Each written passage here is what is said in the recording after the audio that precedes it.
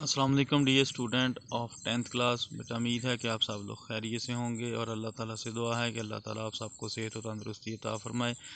बेटा फिज़िक्स के लेक्चर के अंदर आज जो हमारा टॉपिक है ये है कंडक्टर्स और इंसुलेटर।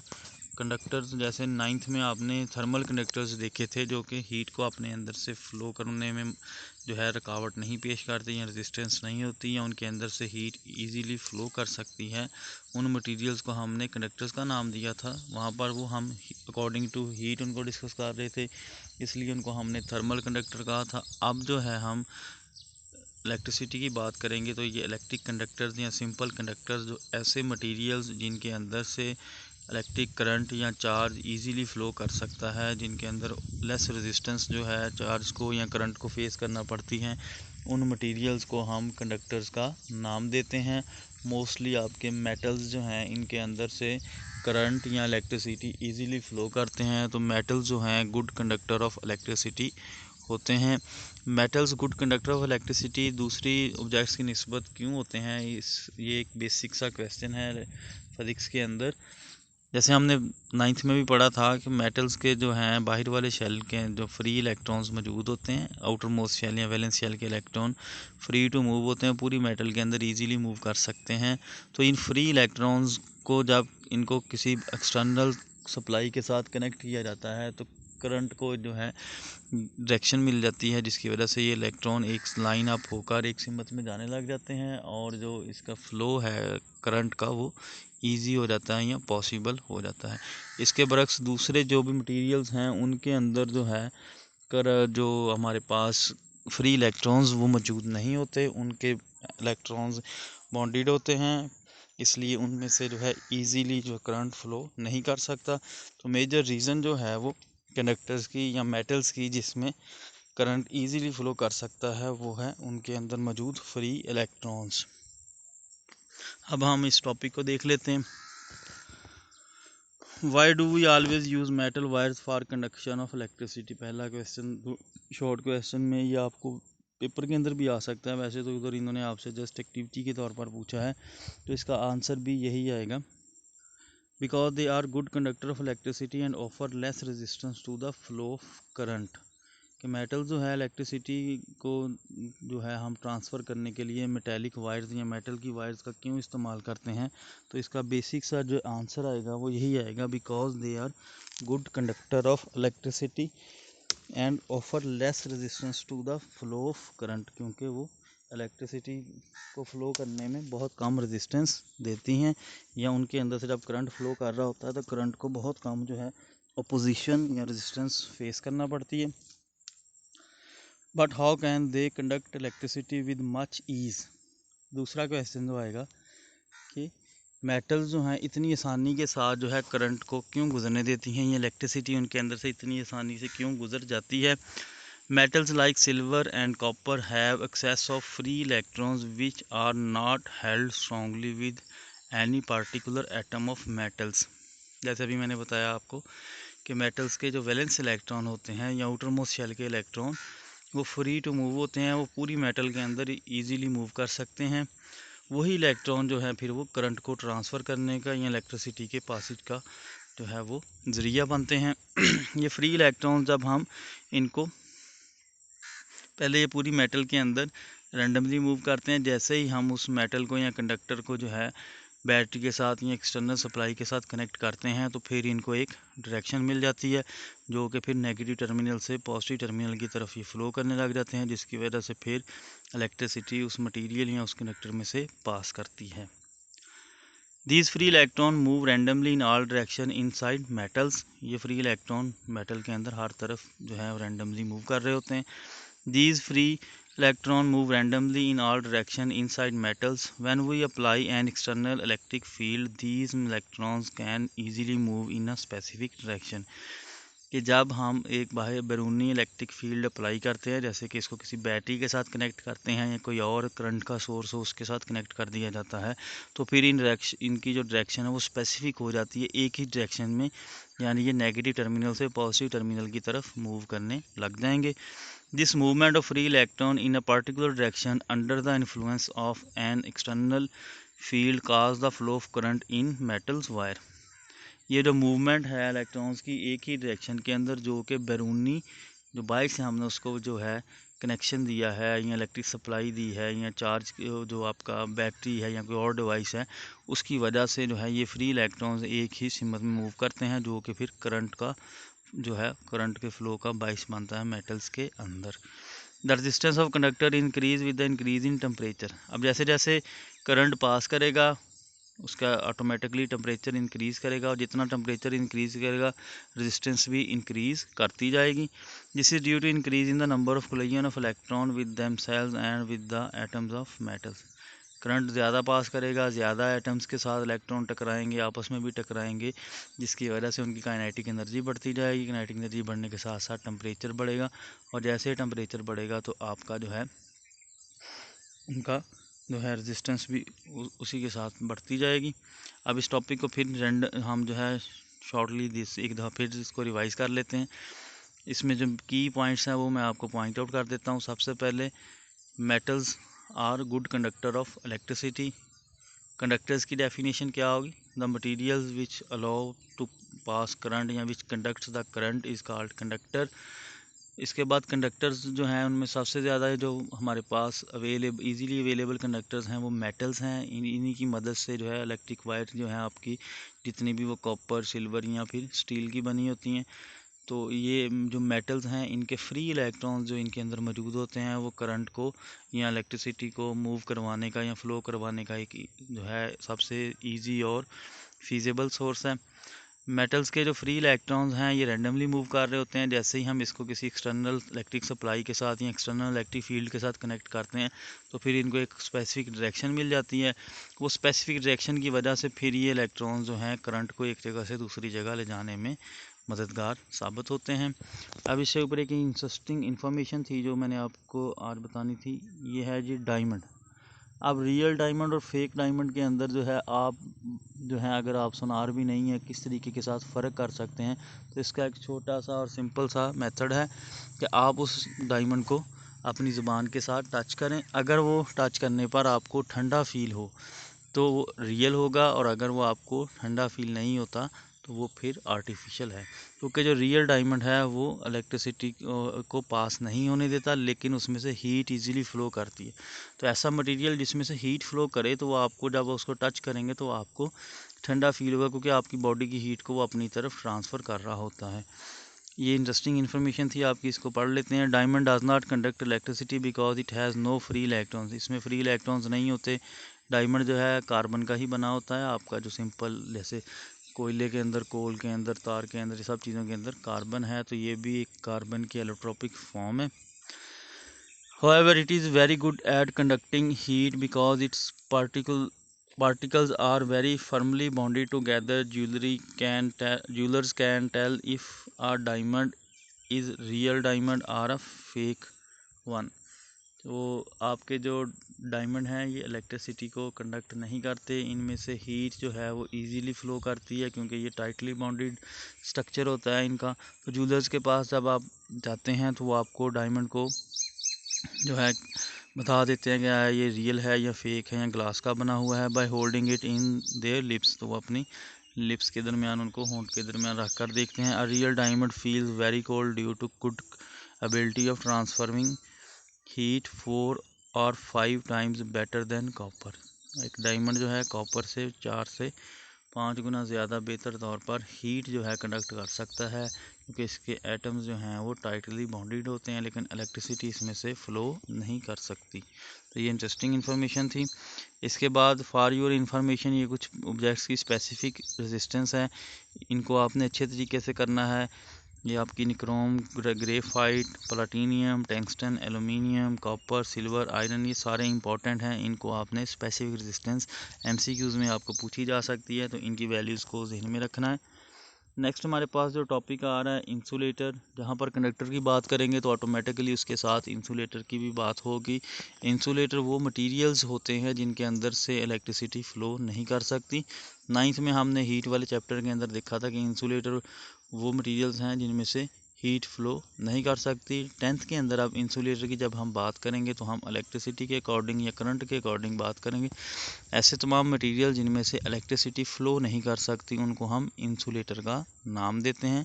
यानी कि वो तमाम मटेरियल्स जो कि करंट को अपने अंदर से नहीं गुजरने देते उनको इंसुलेटर का नाम दिया जाता है। जैसे आपके पास जो है प्लास्टिक, रबर, लकड़ी इसकी आम मिसालें हैं। तो जैसे घर के अंदर भी आप देखते हैं कि जो इलेक्ट्रिक अप्लाइंसेस हैं उनको पकड़ने के लिए बाज़ औक़ात उनके जो हैंडल्स हैं जैसे इलेक्ट्रिक आयरन की होती है या इस तरीके से, और जो आपकी ये वॉशिंग मशीन की बॉडीज़ जो हैं ये प्लास्टिक की बनी होती है, ताकि अगर कहीं कोई वायर जो है बॉडी के साथ कनेक्ट हो तो उसमें से करंट ना फ्लो करे, ताकि जो पकड़ने वाला है उसको इस्तेमाल करने वाला है उसको करंट या उसकी ज़िंदगी को ख़तरा ना हो। ऑल मटीरियल कंटेन्स इलेक्ट्रॉन्स, तमाम मटीरियल्स के अंदर इलेक्ट्रॉन मौजूद होते हैं। The electron in an insulator like rubber however not free to move, जैसे कंडक्टर्स के इलेक्ट्रॉन फ्री टू मूव होते हैं मेटल्स के, जैसे हमने देखा। लेकिन जो आपके जो हैं इंसुलेटर हैं, लकड़ी है, रबर है, इनमें भी इलेक्ट्रॉन्स तो सब के अंदर मौजूद हैं, लेकिन ये इजीली मूव नहीं कर सकते, टाइटली बॉन्डेड होते हैं, अपनी जगह को छोड़ नहीं सकते, इसलिए ये इलेक्ट्रिसिटी को आप जो है आगे ट्रांसफ़र नहीं कर पाते।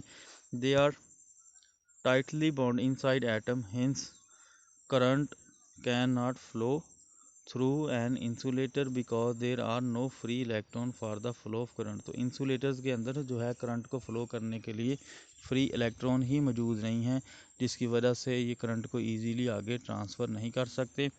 इंसुलेटर है very large value of resistance, insulator की रेजिस्टेंस की वैल्यू काफ़ी ज़्यादा है। Insulator can be easily charge by friction and the induce charge remain static or on their surface. Insulators को हमने जैसे स्टार्ट के अंदर जब हमने जो 13 चैप्टर स्टार्ट किया था उसके स्टार्ट में देखा था कि रबर, ग्लास ये सब क्या हैं, इंसुलेटर हैं। लेकिन जब हम इनको जो है किसी कपड़े के साथ, सिल्क या फर के साथ रब करते हैं तो इनके ऊपर चार्ज आ जाता है। तो वहाँ पर हमने ऊपर चार्ज की बात की, अंदर चार्ज यानी कि इनके अंदर से चार्ज फ्लो नहीं करता, लेकिन इनकी सरफेस के ऊपर चार्ज आ सकता है जब हम इसको किसी चीज़ के साथ जो है रब करें। Insulator can easily B charge by friction and the induce charge remain static on their surface. के इंसुलेटर को हम फ्रिक्शन की मदद से, रगड़ की मदद से ईजिली चार्ज कर सकते हैं, लेकिन जो चार्ज होगा वो इनकी सरफेस के ऊपर ही रहेगा, अंदर नहीं जाएगा। Other example of insulator are glass, wood, plastic, fur, silk etcetera. दूसरी एग्जाम्पल जो है इंसुलेटर की वो ग्लास, वुड, प्लास्टिक, फर और सिल्क वगैरह हैं। इंसुलेटर और कंडक्टर का जो क्वेश्चन है वो आपको शॉर्ट क्वेश्चन में अलग अलग भी पूछी जा सकती हैं। What do you mean by conductor and what do you mean by insulator. तो आप सिंपल इनकी डेफिनेशन लिखेंगे, materials from which electricity can pass या current can pass is called conductor and those material from which current can not pass is called insulator. बाद का जो ये question आता है differentiate between insulator and conductor, तब ये है आपने डिफ्रेंशिएट के मेथड से, जैसे हमने लास्ट टाइम भी देखा कि जो डिफ्रेंशिएट मेथड करना है आपने सेंटर में लाइन लगानी है, एक साइड पे इंसुलेटर दूसरी साइड पे कंडक्टर। सबसे पहले इनकी डेफिनेशंस आ जाएंगी। दूसरा जो पॉइंट आपने लिखना है उसके अंदर कि materials like conductor have free electrons which can pass the electricity and which is the source of passage of electricity. और जो इंसुलेटर की तरफ लिखेंगे कि insulator don't have free electron that's why they can not pass electricity और electric current. और तीसरे point में जो है आप इनके एग्जांपल्स लिख देंगे। तो ये इस तरीके से आपने इनका डिफरेंस लिखना है, क्योंकि ये शॉर्ट क्वेश्चन में डिफरेंस के तौर पर भी अक्सर जो है इंसुलेटर और कंडक्टर का डिफरेंस पूछा जाता है। नेक्स्ट जो हमारे पास टॉपिक शुरू हो रहे हैं ये जी, जैसे हमने लास्ट चैप्टर के अंदर कैपेसिटर्स के कम्बिनेशन पढ़े थे, यहाँ पर रजिस्टर्स के कम्बिनेशन पढ़ेंगे। रजिस्टर्स जो जिनकी रेजिस्टेंस हम मटेरियल जो कि रेजिस्टेंस प्रोवाइड करते हैं उनको रजिस्टर्स का नाम देते हैं। रजिस्टर्स के हमारे पास दो कम्बिनेशन हैं, जैसे हमारे पास जो है कैपेसिटर के दो कम्बिनेशन थे, सीरीज़ कम्बिनेशन और पैरेलल कम्बिनेशन। उसी तरीके के साथ सीरीज़ कम्बिनेशन और पैरेलल कम्बिनेशन जो है हमारे पास रजिस्टर्स का आएगा। रजिस्टर्स को R1, R2 और R3 से शो किया था। ठीक है। इनके दरमियान जो वोल्टेज आएगा V1, V2 और V3 होगा, क्योंकि सीरीज़ में जब हम डिवाइसेस को लगाते हैं तो उनमें करंट सब के अंदर एक जैसा फ़्लो करता है, लेकिन पोटेंशियल डिफरेंस की वैल्यू जो है वो उनके कैपेसिटी के हिसाब से चेंज होती जाती है। तो रजिस्टर्स को ये जिग जैग फॉर्म के अंदर, या जो आपको लाइनिंग सी नज़र आ रही है इसके साथ शो किया जाता है किसी भी सर्किट के अंदर। एज़ यूजुअल के जो है की के तौर पर, स्विच के तौर पर ऑन ऑफ करने के लिए सर्किट को, और वी जो है वो बैटरी का वोल्टेज। हमने एक साइड को पॉजिटिव टर्मिनल के फर्स्ट रजिस्टर के साथ अटैच किया, फिर जो लास्ट रजिस्टर आपका होगा उसकी फिर हमारे पास राइट साइड आएगी, उसको हम बैटरी के नेगेटिव टर्मिनल के साथ अटैच कर देंगे। इस तरीके के साथ ये हमारे पास रजिस्टर्स का सीरीज़ कम्बिनेशन आएगा। आपने ऐसा जो है ये डायग्राम बनानी भी है, R1, R2, R3 मेंशन करना है। इनके अंदर जो है करंट सेम रहेगा, करंट की वैल्यू चेंज नहीं होगी, लेकिन पोटेंशियल डिफरेंस हर रजिस्टर के लिए अलग अलग होगा। तो अब हम इसके एक स्टैटिक्स को देख लेते हैं। ये इसने सीरीज़ कम्बिनेशन को जो है सबसे पहले डिस्क्राइब किया है। In series combination resistor are connected end to end के। सीरीज़ कम्बिनेशन के अंदर हम रेजिस्टेंस का एक सिरे को दूसरे सिरे से इस सिरे के साथ साइड बाय साइड से उनको कनेक्ट करते हैं। Electric current has a single path through the circuit. Electric current को एक ही रास्ता मिलता है गुजरने के लिए सर्किट के अंदर। This mean that current Passage through each resistor is the same. इसका मतलब है करंट को एक ही रास्ते से गुजरना पड़ेगा, तो करंट की वैल्यू सब रजिस्टर के लिए सेम होगी। Equivalent resistance of series circuit. Series circuit की इक्विवेलेंट रेजिस्टेंस, वहाँ पर हमने इक्विवेलेंट कैपेसिटेंस फाइंड की थी, बिल्कुल वैसे ही यहाँ पर जो है इक्विवेलेंट रेजिस्टेंस का हम जो है उसको देखेंगे। सिर्फ यहाँ पर इक्वेशंस का फ़र्क पड़ेगा, और जहाँ जहाँ पर सी आ रहा था वहाँ पर हमारे पास अब हम आर जो है रेजिस्टेंस को लेकर आ रहे हैं। करंट वोल्टेज की वैल्यू वैसे ही रहेगी हमारे पास। Total voltage in series circuit divides among the individual resistors, so the sum of the voltage across the resistance of each individual resistor is equal to the total voltage supplied by the source। जैसे अभी हमने बात की कि जो battery का हमारे पास voltage V है वो हर रजिस्टर अपनी पोटेंशियल के हिसाब से उसको अपने अंदर रख लेगा, या उसके क्रॉस उतना पोटेंशियल आ जाएगा। तो टोटल वोल्टेज बैटरी V जो है वो सर्किट को प्रोवाइड कर रही है, वो वोल्टेज अलग अलग रजिस्टर्स के अंदर V1, V2, V3 की फॉर्म के अंदर डिवाइड हो जाएगा। फिर इन तीनों को अगर हम सम अप करेंगे तो टोटल वोल्टेज आपका V equal to V1 plus V2 plus V3, ये टोटल वोल्टेज बैटरी के बराबर आ जाएगा।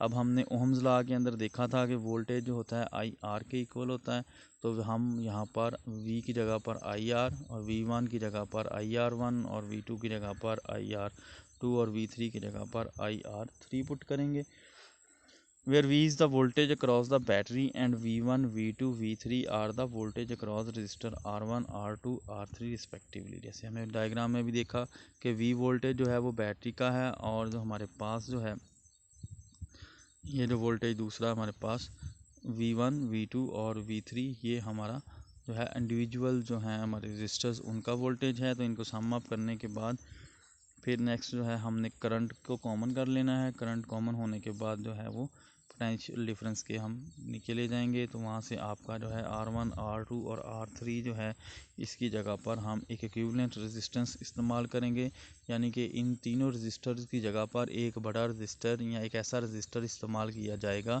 जिसकी रेजिस्टेंस इन तीनों की रेजिस्टेंस के सम के इक्वल होगी। तो फिर आपकी जो इक्वेशन है वो बन जाएगी V इक्वल टू IRE। ये इसको कैसे लिखा जा रहा है यहाँ पर, we can replace the combination of resistor with a single resistor called the equivalent resistance RE such that the same current pass through the circuit.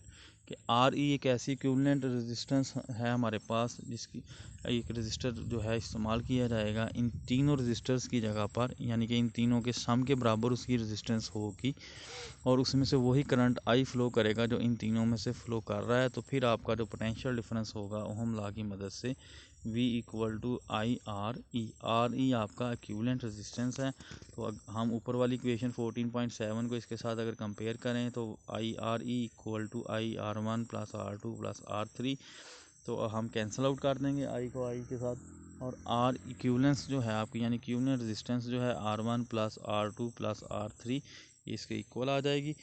This equivalent resistance of series combination is equal to the sum of individual resistance of the combination, यानी कि जो तीनों register हैं आपके उनकी जो individual resistance है वो इसकी सम जो है वो टोटल एक रेजिस्टेंस RE के इक्वल होगा, जो कि आपका जो है बिग रजिस्टर कह सकते हैं, या इसको हम जो है एक ऐसा रजिस्टर इस्तेमाल कर सकते हैं जिसकी रेजिस्टेंस इन तीनों के सम के इक्वल होगी, और उसकी रेजिस्टेंस को हम इक्विवेलेंट रेजिस्टेंस का नाम देंगे। Combination: if the resistors R1, R2, R3 and Rn are connected in series, then the equivalent resistance of the combination will be given by, जैसे हमने इक्विवेलेंस कैपेसिटेंस देखी थी कि जितने भी आपके पास कैपेसिटर आ रहे हैं उन सब की जो है सम करके उन सब का, तो एक कैपेसिटर जो है जिसकी सी इक्विवेलेंस आपके पास आती थी, इधर हमारे पास वैसे ही जितने मर्ज़ी आपके पास रजिस्टर आ जाए उनकी रेजिस्टेंस का सम करने तो आपके पास आर इक्विवेलेंस आ जाएगा। तो यहाँ तक था आज हमारा टॉपिक। अगर किसी चीज़ की समझ ना आई हो तो आप मेरे से रब्ता कर सकते हैं। अल्लाह हाफ़िज़।